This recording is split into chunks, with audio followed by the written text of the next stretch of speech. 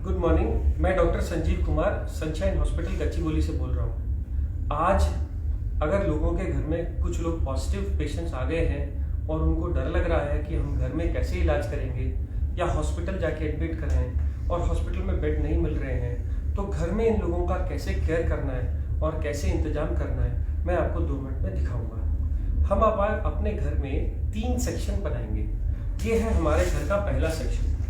पहले सेक्शन में वो लोग रहेंगे जिन लोगों को कोई बुखार, जुकाम या कोरोना के फीचर्स नहीं है। जाकर के सब लोग टेस्टें कराने का कोई बेनिफिट नहीं है। जो लोग इन्फेक्टेड नहीं है, जिनको बुखार नहीं आ रहा, उनको सिर्फ 2-3 चीज़ों की ज़रूरत है। रोज अपना टेम्परेचर चेक करिए, फ्रीक्वेंट हैंड वॉश करिए, अगर घर में दूसरे से इंटरेक्ट कर रहे हैं तो फेस मास्क का यूज़ करिए और सोशल डिस्टेंसिंग, 1 हाथ की दूरी पे रहिए। इतने दूरी पे रहने पे कोरोना के फैलने का डर ऑलमोस्ट निल होता है। तो वो सब लोग, जो लोग ठीक हैं, जिन लोगों को फीवर नहीं आया है, वो लोग अपने घर के उस सेक्शन में रहेंगे जिस सेक्शन में दूसरे इन्फेक्टेड लोग नहीं हैं। जिनको फीवर आ गया है और जुकाम, बुखार, खांसी हो रही है, वो लोग घर के दूसरे सेक्शन में रहेंगे। और इन दूसरे सेक्शन के अंदर जो लोग नॉर्मल हैं, वो उनको डिस्पोजेबल्स में खाने का इंतजाम करेंगे। खाने में क्या खाएंगे? खाने में कोई भी वेजिटेरियन फूड, क्योंकि भूख कम हो जाती है, स्मेल कम हो जाती है, इसको आने में 1 महीना लगता है। इन लोगों को लिक्विड डाइट, सूप्स, जूस या ऐसी चीज़ें जो वो लोग खुद मांग रहे हों, सब अलाउड है। खाने में किसी चीज़ की मनाही नहीं है। आपको इसके अलावा क्या इलाज करना है? इन लोगों को बुखार हो सकता है। बुखार वाले लोगों को आपको बुखार की गोली सुबह, दोपहर, शाम देनी है। अगर बच्चे हैं तो यही गोली आधी हो जाएगी। अगर बिल्कुल खाना नहीं खा रहे तो ORS का सोल्यूशन देना है। कुछ लोगों को vitamin B, vitamin C, vitamin D, मैंने प्रिस्क्रिप्शन अपने व्हाट्सएप स्टेटस पे एक प्रिस्क्रिप्शन डाला हुआ है। इस प्रिस्क्रिप्शन को अगर आप प्रिंट करो तो ये कहता है कि आप पहले तो 1, 2 और 3 विटामिन हैं, अगली 2, एक तो फीवर की और जुकाम, बुखार, खांसी और गले दर्द की दवाइयाँ हैं। ये दवाइयाँ आप लीजिए। इस पर्चे से आप ये सिम्टोमेटिक ट्रीटमेंट कर सकते हैं। नॉर्मली कोरोना वायरस एक नॉर्मल सा माइल्ड सा वायरस है। 99% लोग इससे ठीक हो जाते हैं और उनको कुछ और चीज़ की ज़रूरत नहीं पड़ती। बट 1% लोग जब बीमार होते हैं तो उनका बुखार बहुत तेज हो जाता है। वो लोग खाना खाना छोड़ देते हैं और उनकी ऑक्सीजन सैचुरेशन कम होने लगती है। हैबत होने पे ऐसे लोगों के लिए घर में हम लोग पल्स ऑक्सीमीटर लेके आते हैं। ये पल्स ऑक्सीमीटर हम पेशेंट्स को रोज लगाएंगे। लगाने के बाद, ये कनेक्ट करने के बाद, एक बटन दबाने से पल्स ऑक्सीमीटर ऑन हो जाता है और ऑन होने पे थोड़ी देर वेट करना है। ये आपको पल्स दिखाने लगता है। जब ये पल्स दिखाएगा तभी उस वैल्यू को मानना है। जब ये वैल्यू आ जाएगी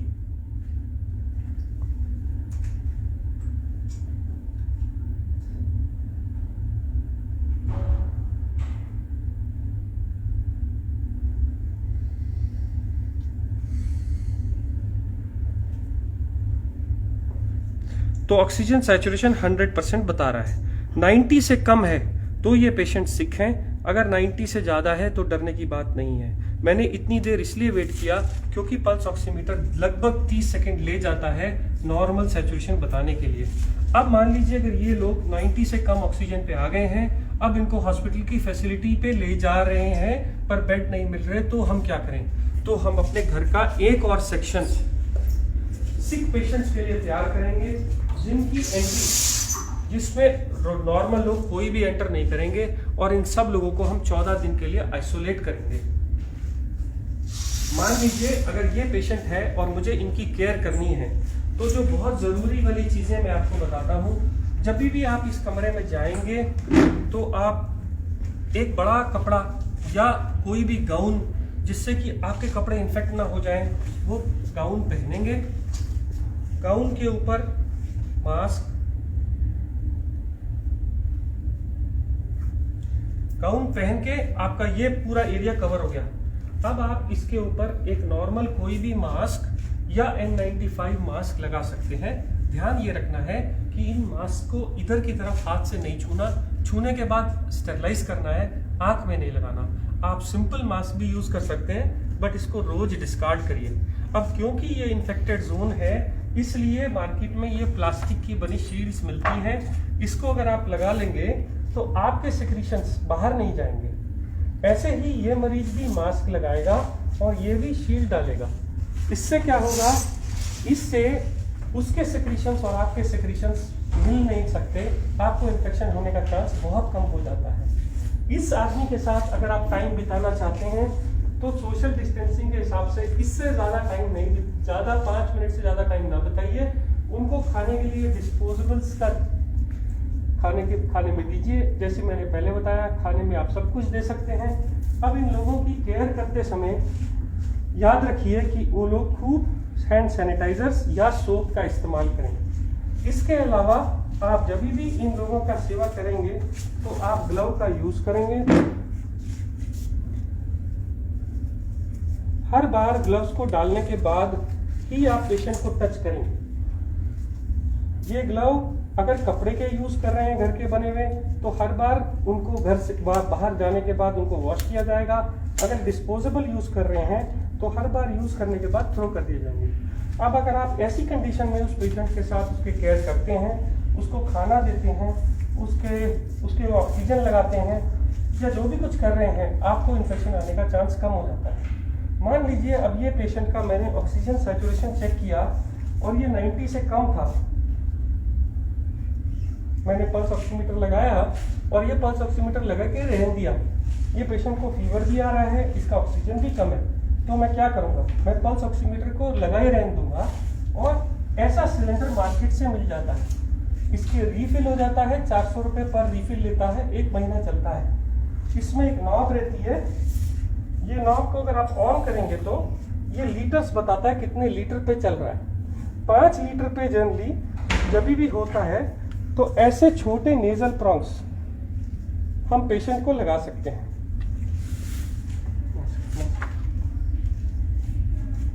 ऐसे नेजल प्रॉन्ग लगा सकते हैं। नेजल प्रॉन्ग लगाने के बाद आप ये पल्स ऑक्सीमीटर की रीडिंग देखिए कितनी आ रही है। अगर ये 90 से ज़्यादा नहीं आ रही और पेशेंट को तभी भी हैबत हो रही है, तो आप ये नेजल प्रॉन्ग हटा के मार्केट से ये बड़े वाला मास्क ला सकते हैं। इस मास्क से अगर आप सिलेंडर पे लगाएंगे तो 10 लीटर तक एक पेशेंट को ऑक्सीजन दी जा सकती है।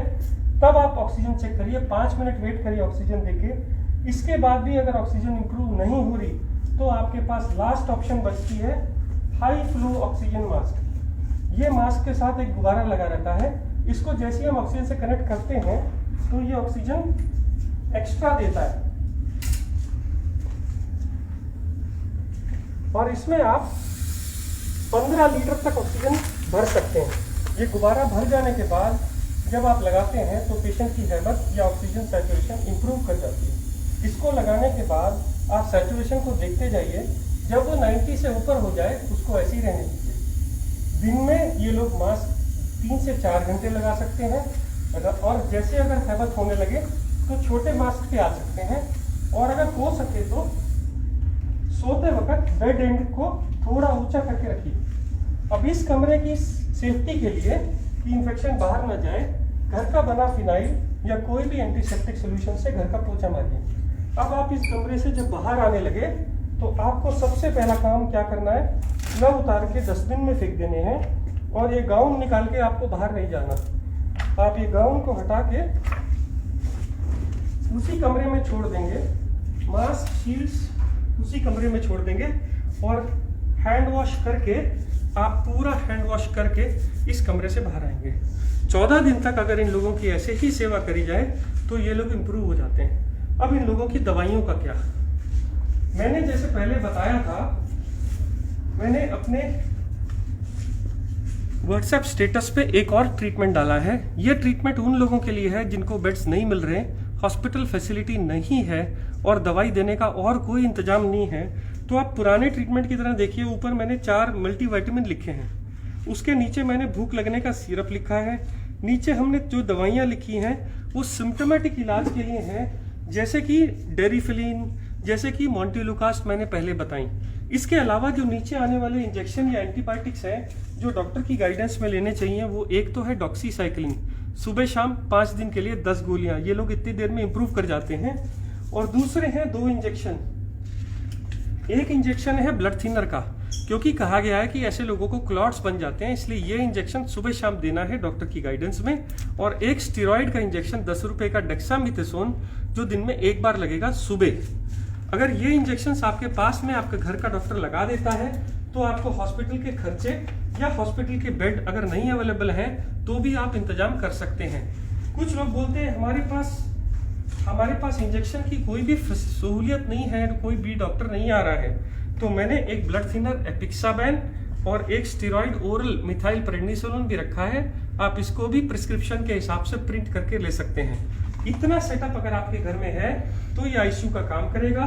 मैं फिर बोल दूं, आपको sanitizer, face shield, face mask, bed जिसका बैक ऊंचा हो, 3 तरह के फेस मास्क, एक ऑक्सीजन सिलेंडर, घर में फिनाइल, एक कवर, बॉडी कवर जो सेवा कर रहे हैं, मेरा प्रिस्क्रिप्शन जो मेरे स्टेटस पे लगा हुआ है इसको प्रिंट करके रख लीजिए गाइडेंस के लिए, और कुछ दवाइयाँ जो सब उसमें रखी हैं। हर बार ग्लव्स का यूज करिए। ये एक आईसीयू सेटअप है, क्योंकि आज भी कोरोना की कोई स्पेसिफिक दवाई या वैक्सीन आनी है और इससे ज्यादा ट्रीटमेंट अभी भी आईसीयू में नहीं हो रहा है। बहुत ही एक्सेप्शनल कंडीशन में 2 और दवाइयां हैं जो बगैर आईसीयू सेटअप के नहीं दी जा सकती।